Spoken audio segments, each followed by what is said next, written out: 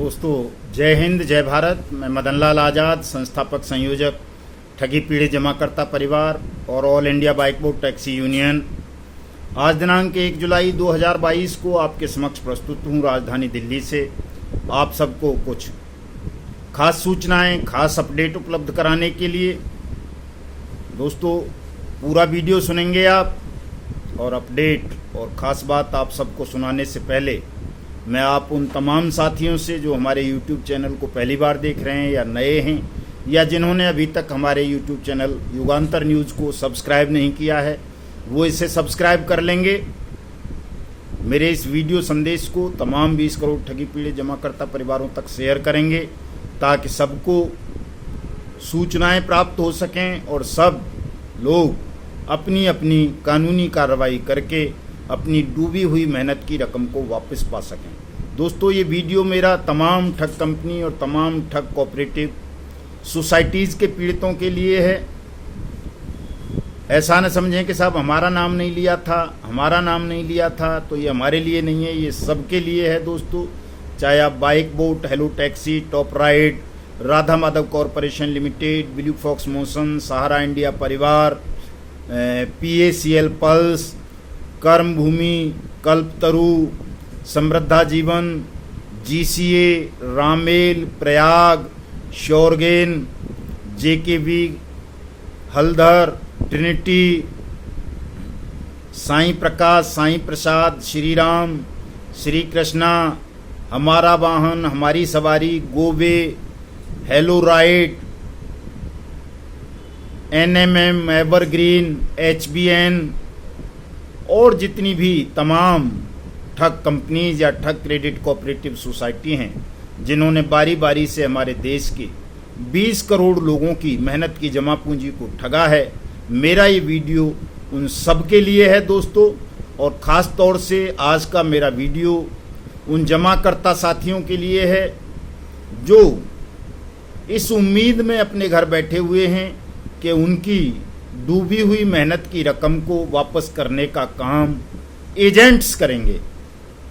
और उन एजेंट्स के लिए भी है जिनके दिल दिमाग में ये बात घर कर चुकी है कि वो यदि ठग कंपनी या ठग कोऑपरेटिव सोसाइटी के मैनेजमेंट का सहयोग करेंगे तो वो लोग जेलों से बाहर आकर, या जो जेल से बाहर हैं वो किसी दया के भाव से या कानूनी कार्रवाई के भय से उनका और उनके जमाकर्ताओं का पैसा वापस कर देंगे। दोस्तों, बिना कानूनी कार्रवाई के, और कानूनी कार्रवाई भी केवल और केवल बर्ड्स एक्ट 2019 अनियमित जमा योजनाएं पाबंदी कानून 2019 के तहत आप करेंगे, तभी आपकी मेहनत की डूबी हुई रकम आपको तय समय सीमा के अंदर 180 कार्य दिवस के भीतर आपको मय ब्याज, मय जुर्माने के 2 गुना से 3 गुना तक होकर वापस मिल जाएगी। और यदि आपने कार्रवाई नहीं की, आप एक दूसरे के भरोसे बैठे रहे या ये सोचते रहे कि आपका पैसा बिना किसी कानूनी कार्रवाई के, बिना किसी सार्थक आंदोलन के आपको वापस मिल जाएगा, तो ये आपकी बहुत बड़ी भूल होगी। दोस्तों, आज मन थोड़ा बड़ा द्रवित है। एक सीनियर सिटीजन पंडित जी महाराज राजस्थान के करौली ज़िले से आए हुए थे, जो सहारा इंडिया की Sahara credit cooperative society, multipurpose credit cooperative society और क्यूसॉप के एजेंट रहे हैं, सीनियर एजेंट रहे हैं, 2002 से काम कर रहे थे। और उनका उस गांव में जहां वो काम करते हैं अकेला घर है, और उन्होंने सहारा इंडिया परिवार की बड़ी बड़ी झांसों में आकर के सहारा क्यूसॉप, सहारा क्रेडिट कोऑपरेटिव सोसाइटी और मल्टीपर्पज़ क्रेडिट कोऑपरेटिव सोसाइटी में अपने गांव के रिश्तेदारों के, नातेदारों के, परिचितों के बहुत सारे पैसे इन ठगों के हवाले कर दिए। गुजरों का गांव है और उनकी स्थिति ये थी कि वो बड़े निराश थे, हताश थे। कह रहे थे साहब, अगर 20-25 दिन में इस समस्या का समाधान नहीं हुआ तो जिन गुर्जर समाज के लोगों का 200-250 का पैसा मैंने सहारा इंडिया परिवार की क्रेडिट कोऑपरेटिव सोसाइटी और क्यूसॉप में जमा करवा दिया था, वो या तो मेरी परिवार समेत जान ले लेंगे या फिर मुझे अपनी मातृभूमि, जन्मभूमि, गांव को छोड़कर कहीं गुमनाम जिंदगी गुजारनी पड़ेगी, या मुझे पूरे परिवार समेत जहर खाकर आत्महत्या कर लेनी पड़ेगी। दोस्तों, जो स्थिति इन ब्राह्मण देवता की थी, मैं समझता हूँ कमोबेश 80% एजेंट साथियों की यही स्थिति है, चाहे वो सहारा इंडिया परिवार के एजेंट हों, चाहे वो PACL के हों, चाहे कर्म भूमि के हों, चाहे कल्पतरु के हों, चाहे वो GCA के हों, श्योरगेन के हों, रामेल के हों, प्रयाग के हों, समृद्धा जीवन के हों, विश्वामित्र के हों, ट्रिनिटी के हों, हलधर के हों, आदर्श के हों, नवजीवन के हों, संजीवन के हों, या अन्य किसी ठग कंपनी या सोसाइटी के एजेंट रहे हों, उन सब की कमोबेश स्थिति इन ब्राह्मण देवता जैसी ही उनकी गर्दन पर फांसी की तलवार लटकी हुई है, और कोई भी सूरत हाल ऐसा नजर नहीं आता मुझे तो बट्स एक्ट के अलावा कि आपकी डूबी हुई रकम या आपके जमाकर्ताओं की डूबी हुई रकम आपको जल्दी से वापस मिल जाएगी। दोस्तों, सुप्रीम कोर्ट के बहुत सारे फैसले हैं, चाहे वो समृद्धा जीवन का मैटर हो, चाहे वो हीरा गोल्ड का मैटर हो, चाहे सहारा इंडिया का मैटर हो, चाहे PACL का हो, चाहे वो कुबेर का हो, चाहे वो PGF का हो, चाहे वो JVG का हो या किसी और कंपनी का हो, इंक्लूड शारदा स्कैम समेत तमाम मामलों में सालों साल गुजर चुकी हैं। दोस्तों, हाई कोर्ट्स के हजारों आदेश हैं, न कोई लिक्विडेटर भुगतान कर रहा है, न सेबी भुगतान कर पा रही है, न कोई NCLT द्वारा अपॉइंट अधिकारी आपका भुगतान कर पा रहे हैं, न कोई ट्रायल कोर्ट आपका भुगतान कर पा रही है, न सरकार कोई ऐसा मैकेनिज्म विकसित कर रही है कि देश की 20 करोड़ ठगी पीड़ित जमाकर्ता परिवारों की 20-25 लाख एजेंट और एडवाइजर्स की समस्या का समाधान हो, उनका पैसा उनको वापस मिले। अनियमित जमा योजनाएं पाबंदी कानून हमारी पार्लियामेंट ने सर्वसम्मति से पारित किया। 31 जुलाई 2019 को उसे देश भर में लागू किया गया, लेकिन आज भी स्थिति यह है कि देश भर के ज़्यादातर थानों में बट्स एक्ट की धाराओं के साथ चीटिंग के मुकदमे दर्ज नहीं हो रहे। उत्तर प्रदेश की मैं बात करूं तो उत्तर प्रदेश सरकार ने सितंबर 2021 में ये दावा किया था, वहाँ के एडिशनल होम सेक्रेटरी साहब ने, वहाँ के चीफ मिनिस्टर ने,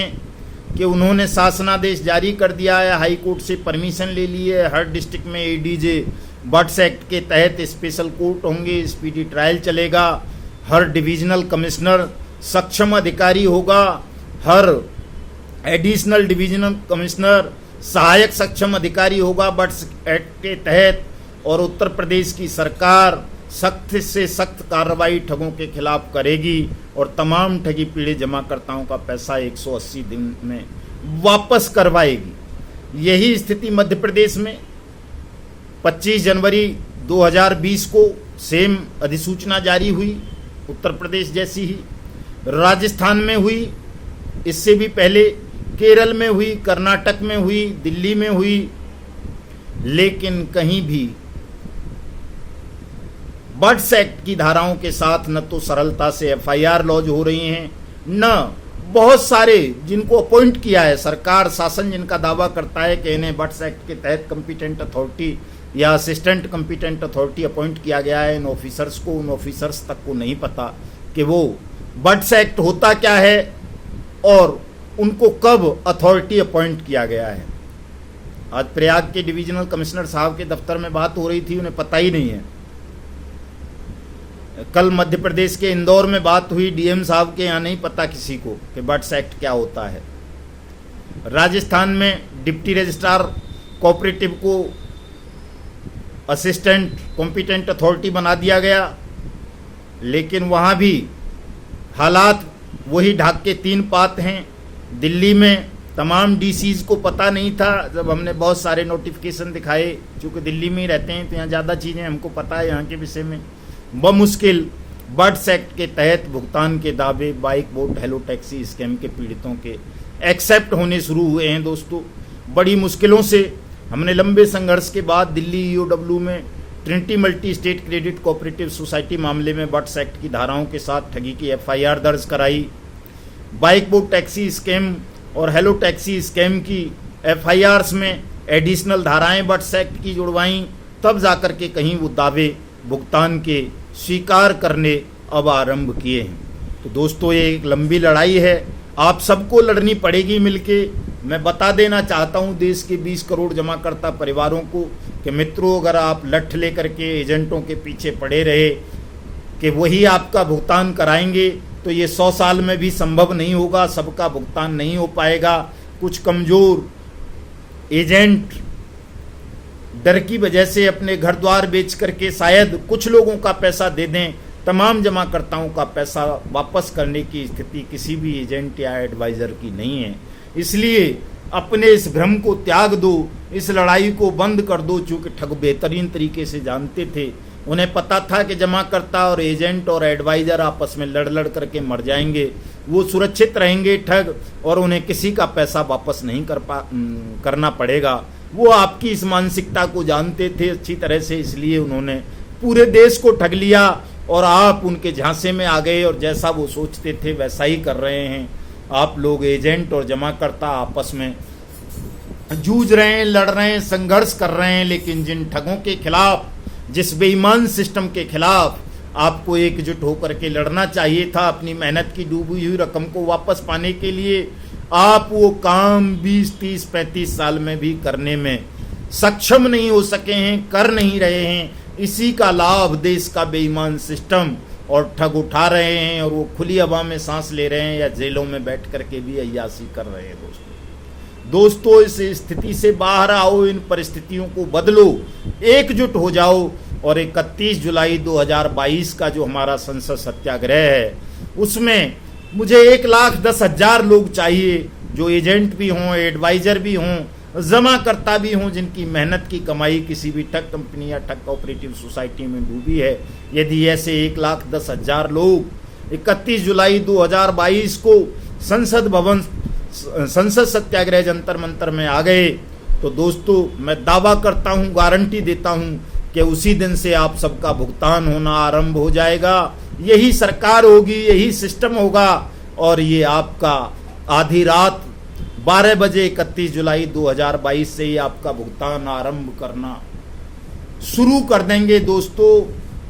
लेकिन आपको एकजुटता दिखानी होगी, अपने ध्यान को केंद्रित करना होगा, साहस जुटाना होगा, भयमुक्त होना पड़ेगा। दोस्तों, ये काम आपको करना पड़ेगा। मुझे राजनीति नहीं करनी है, मुझे कहीं कोई सांसद, विधायक, ग्राम प्रधान, मिनिस्टर नहीं बनना है, न कोई धन की भूख है, इनके सम्मान तक की भूख मुझे तो नहीं है कि इसके लिए मैंने बहुत सारे अपमान सहे हैं अब तक कई सालों से, पिछले से, और भी सह लूँगा, जेल की यात्रा सह लूँगा, नरक की यातना भोग लूँगा, लेकिन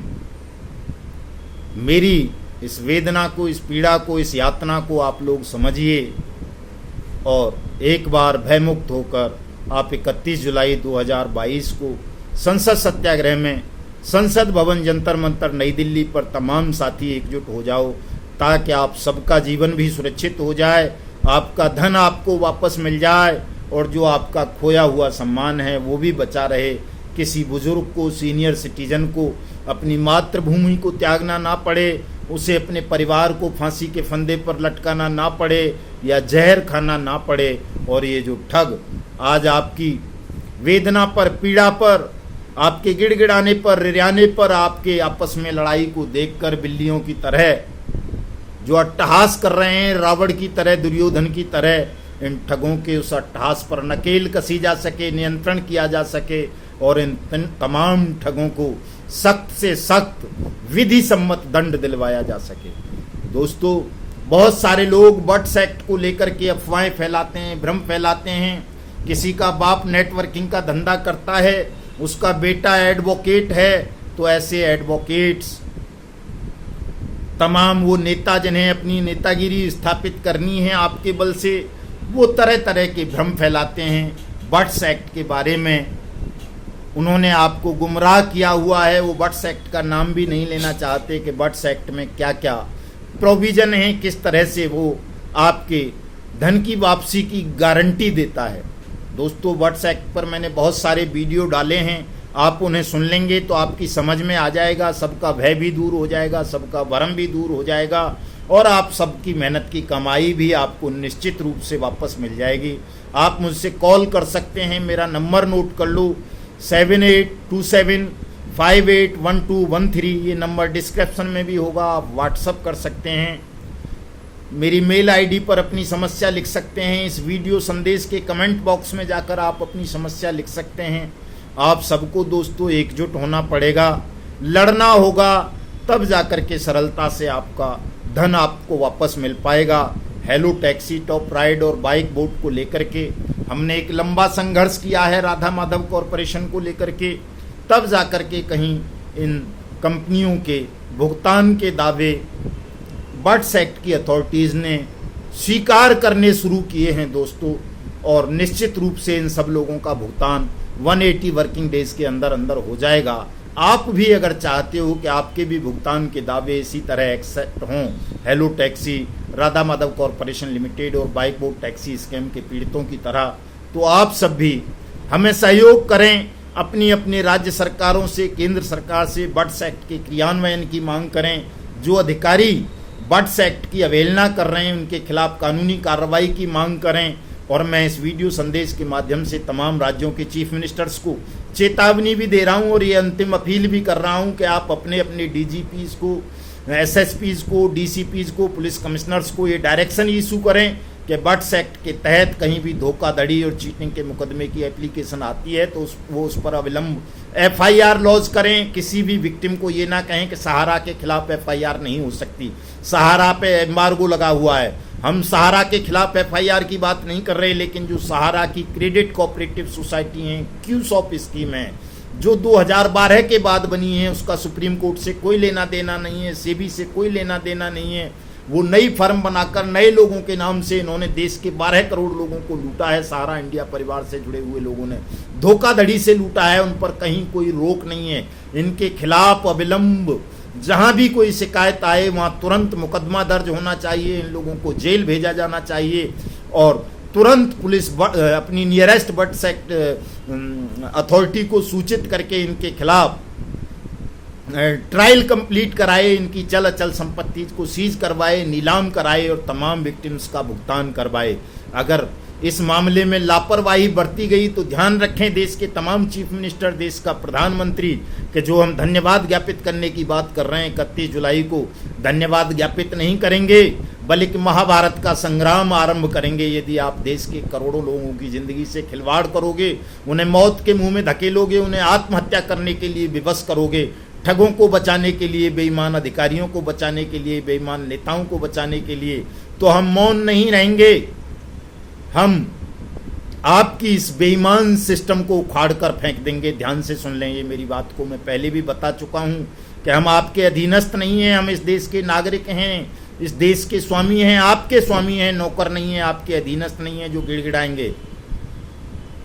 कानून की बात कर रहे हैं, विधि सम्मत तरीकों से पैसा मांग रहे हैं कि आप कानून का सम्मान करें, संसद का सम्मान करें, सर्वोच्च न्यायालय का सम्मान करें। अगर आप इनका अपमान करोगे तो आप न्याय की कुर्सियों पर, शासन की कुर्सियों पर बैठने के योग्य नहीं हो। उस दिन आप अपनी योग्यता खो दोगे और ऐसे